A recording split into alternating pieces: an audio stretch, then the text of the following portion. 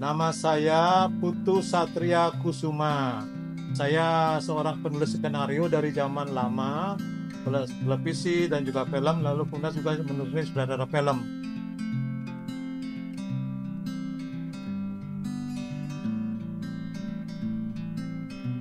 Ya, saya ini belajar di jalanan dari pengalaman di lapangan. Jadi langkah-langkah setelah saya mendapatkan idenya, lalu saya menerjemahkan jadi premis, lalu kemudian saya menerjemahkan kembali menjadi hal-hal apa sajakah, tokoh-tokoh apa saja yang bisa mendukung dari premis itu. Misalnya tadi ada namanya kisah Jayaprana Lansari, raja yang jatuh cinta pada istri pelayannya, lalu mendapatkan bencana. Pelayannya itu bernama Jayaprana, lalu istrinya bernama Layansari. Bagaimanakah mengembangkan itu? Nah, mengembangkan itu saya tambahkan tokoh-tokoh untuk mendukung raja maupun tokoh-tokoh yang mendukung Jayaprana dan Layansari itu. Dari sana kemudian berkembang lagi, lalu saya pikirkan lagi bagaimana suasana kerajaan waktu itu. Lalu saya jelaskan lagi bukan hanya di Puri, di kerajaan itu, lokasi istana itu, tapi juga bagaimana di luar Puri, bagaimana hubungan raja dengan masyarakatnya, bagaimana membangun perekonomian. Sebab hal-hal demikian itu bisa memperkaya dari skenario yang ada itu. Nah, seperti itu. Lalu setelah mendapatkan itu, baru kemudian saya menyusun plotnya. Plot itu di dalam film, di dalam teater panggung ataupun yang saya tekuni juga di bidang sandiwara radio pasti berbeda. Karena di dalam plot film itu kan bisa menyajikan bolak-balik, dia bisa menggunakan alur flashback berkali-kali.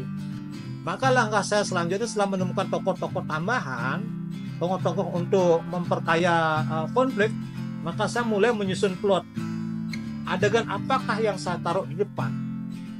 Tendangan pertama yang membuat orang jatuh cintanya apa? Apakah langsung memperkenalkan tokohnya dan konfliknya, tokoh dan karakternya, atau mulai dengan misalnya situasi dari kondisi cerita itu, misalnya terjadi di kerajaan. Nah, pemandangan kerajaan atau pemandangan desa, misalnya membuat film horor, pemandangan desa A yang banyak hantunya atau bagaimana itu mulai dari sana baru kemudian apa? Itu tergantung dari penulisan. Penulisan skenario perlu diketahui oleh teman-teman semuanya, sahabat semua, bahwa itu tidak bisa selesai jadi, selalu ada draft. Nah, draft 1 biasanya coba-coba dulu dari penulis skenario itu membuat draft 1. Nanti setelah selesai draft 1, baik dari tokoh-tokohnya maupun plotnya, mana adegan pertama, kedua, ketiga sampai terakhir itu, kemudian didiskusikan kembali oleh siapa? Di dalam film itu kan ada industri, biasanya ikut bermain di sana menentukan adalah si pemilik modal. Ada juga sutradara dan teman-teman kreatif lainnya. Jadi mereka akan diskusi. Jadi ketika diskusi akan memberikan masukan-masukan. Mungkin ini kurang seru kalau pembukaannya begitu. Mungkin pembukaannya langsung main tikam aja, atau pembukaannya langsung orang lari dikejar. Begitu akan terjadi diskusi seperti itu.